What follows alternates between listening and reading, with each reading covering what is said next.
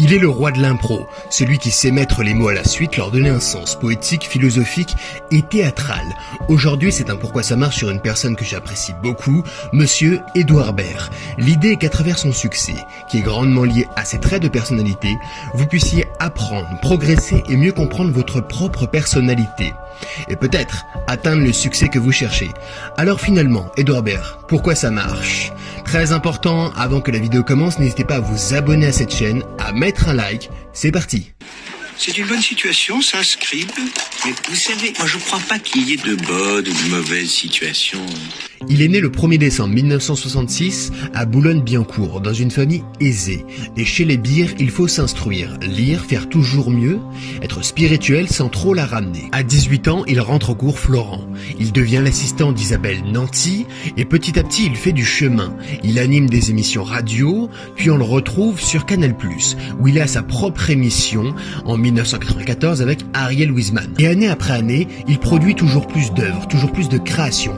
Il écrit des livres, il fait de nombreuses émissions télé, il réalise des pièces de théâtre, il fait des films, davantage d'émissions de radio. Je ne saurais vous lister tellement il produit.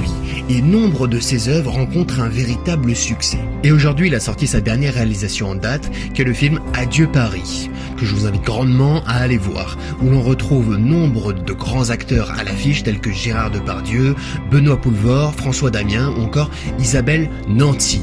Et Edouard Baird, il incarne à lui seul cette classe, cette finesse, je dirais même cet humour à la française.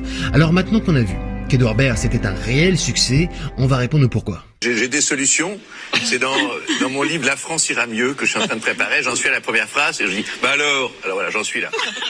Si pour la majorité d'entre vous, vous le connaissez, c'est notamment dû à son rôle dans Astérix et Obélix Mission Cléopâtre, un film sorti en 2002, dans lequel il interprétait le rôle d'Otis, et où, avec peu de scènes, il a réussi à marquer les esprits avec un monologue qui a beaucoup fait parler. C'est une bonne situation, ça, Scribe. Mais vous savez, moi je crois pas qu'il y ait de bonnes ou de mauvaises situations. Moi, si je devais résumer ma vie aujourd'hui avec vous, je dirais que c'est d'abord des rencontres. Des gens qui m'ont tendu la main peut-être à un moment où je ne pouvais pas, où j'étais seul chez moi. Et c'est assez curieux de se dire que les hasards, les rencontres forgent une destinée. Et est-ce que vous saviez que ça avait été improvisé, comme nombre de ses textes ? Car il a cette capacité à l'improvisation, à la création. Il arrive à matérialiser la virtualité des mots, leur donner un sens, une trame et en faire quelque chose de beau. Et de plus, toujours avec ce côté philosophique, poétique et théâtral, et avec cette finesse qui le caractérise tant. D'ailleurs, si vous aimez le personnage et ce qu'il produit, je vous invite grandement à aller voir ce qu'il a pu faire sur Radio Nova. Il y a là de réelles pépites. Et toute cette capacité qu'il a à l'improvisation ne saurait être sans cette chose qui l'anime et l'emporte, et qui chez lui est naturelle, ce qui nous amène au prochain point. Moi, j'adore les frigos éclairés.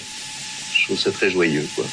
Il va très fortement ressentir les choses, que ce soit l'ambiance de la salle, les décors, les acteurs avec lesquels il va jouer, ou encore leur grandeur. Et même un simple frigo éclairé dans un magasin va susciter chez lui une émotion.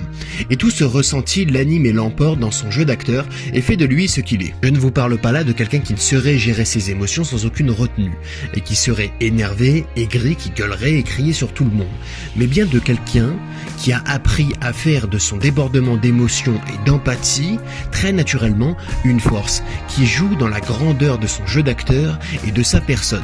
Et c'est quelqu'un qui va être émerveillé un petit peu de tout et qui va être très rapidement très heureux. Et à travers ce qu'il fait, il va nous partager sa joie de vivre et ce bonheur. Mais tu donnes de l'amour, putain. Et t'es un mec, je te tutoie parce que t'es de l'amour en énergie, t'es de l'énergie pure. Et ta façon de te cacher un peu ta braguette avec tes mains, c'est magnifique. Je crois que Edouard Baird, que ce soit en interview ou dans les rôles qu'il peut avoir, à chaque fois que je le vois ou l'entends, il y a toujours de l'humour et une réelle sympathie qui, chez lui, est naturelle. Et c'est assez étonnant pour quelqu'un comme lui de déborder de tant d'humour parce que c'est un petit peu un intellectuel de par sa poésie et le sens qu'il arrive à donner aux mots.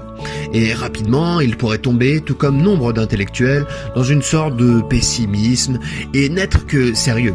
Mais lui, en plus de sa joie de vivre, nous fait partager son humour, et toujours avec classe, finesse et panache. Et pour ma part, c'est un humour qui certes, pour certains, peut paraître trop sophistiqué. mais que j'apprécie énormément et trouve vraiment drôle, tout simplement. J'ai besoin d'admirer, en fait. J'ai besoin de faire comme les enfants qui veulent épater leurs parents. J'ai besoin d'avoir des gens épatés, en fait. Et pour avoir ça, il faut y admirer des gens. Je peux pas la peine de le dire en 15 phrases, je viens de le dire. Il y a un côté chez lui que je trouve est de l'ordre de l'enfance. Il aime poser plein de questions, s'interroger sur tout. Il est extrêmement curieux et cherche toujours à comprendre le pourquoi des choses, en se demandant si finalement elles font sens. Et c'est lui qui le dit. Il se préfère dans la peau de l'intervieweur que de l'interviewé. Et dans cette part d'enfance, il y a aussi cette nécessité d'avoir des mentors. C'est quelque chose de très important pour lui. Il a ce besoin d'être inspiré par les autres pour pouvoir se dépasser et lui aussi les inspirer.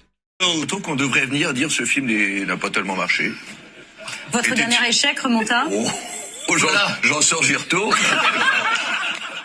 Et je vais finir avec ce petit point. Édouard Baird, il est lui-même. Il est honnête, il est vrai dans ce qu'il fait, vrai dans ce qu'il dit. Il ne cherche pas à être plus que ce qu'il est ou ce qu'il pourrait être, ni même moins. Il ne cherche pas quoi que ce soit finalement. Il se laisse juste emmener, emporter par cette vague qui pour lui est le théâtre et la réalisation, la scénariste. Toutes ces choses qui le passionnent l'emmènent et l'emportent et font de lui ce qu'il est. Et en étant lui-même, il est grandiose. Et c'est peut-être un petit peu bateau de dire ça, mais finalement, arrêtez pour beaucoup de tenter d'être un clone d'un clone d'un clone, alors que vous pouvez tout simplement être vous-même et être grandiose. Donc pour récapituler les différents points qui façonnent la personnalité d'Édouard Baird, desquels vous pourriez apprendre et progresser et qui pourraient vous permettre de mieux comprendre votre propre personnalité, en premier, il y a l'impro. Dans la vie, une personne qui cherche à tout contrôler, tout calculer et qui laisse peu de place à l'improvisation peut passer à côté de nombre d'opportunités. Dû à son manque de flexibilité, il risque de vivre une vie trop rigide et qui manque de folie, et où il aurait beaucoup de mal à s'adapter au changement. Comme lui, si vous êtes trop émotionnel et ressentez très fortement les choses, essayez de faire à votre manière de ce trait de caractère qui, pour la majorité des gens, est un défaut, une qualité qui vous permettra de briller de votre personne. Que dire de plus sur l'humour ? Une vie sans humour finalement est-elle une vie qui mérite d'être vécue ? Mettez un petit peu de folie dans votre vie, un petit peu de bêtise et même de nullité. Et si comme Édouard Baird, vous y parvenez, tentez de le faire tout en finesse et en classe. Mais là peut-être vous faudra-t-il un petit peu de grâce. Ne perdez pas, comme nombre de personnes qui se contentent de vivre et ça leur suffit, votre part d'enfance, car elle est cette étincelle qui vous dirige et vous ramène à vous dans vos moments de doute, et celle qui vous permet de toujours apprendre et toujours découvrir, car curieuse de tout. C'est tout pour cette vidéo, n'hésitez pas à vous abonner à cette chaîne, à mettre un like, mettez-moi en commentaire s'il y a un sujet qui vous intéresse, dont vous voudriez que je traite, que je fasse un pourquoi ça marche. Je précise que dans les pourquoi ça marche, je ne peux pas parler de tout. Je prends simplement ce qui me paraît intéressant et pertinent pour qu'à travers leur succès qui est grandement lié à leur trait de personnalité, vous puissiez apprendre, progresser et mieux comprendre votre propre personnalité et peut-être atteindre le succès que vous cherchez. Moi je vous dis à la prochaine, ciao.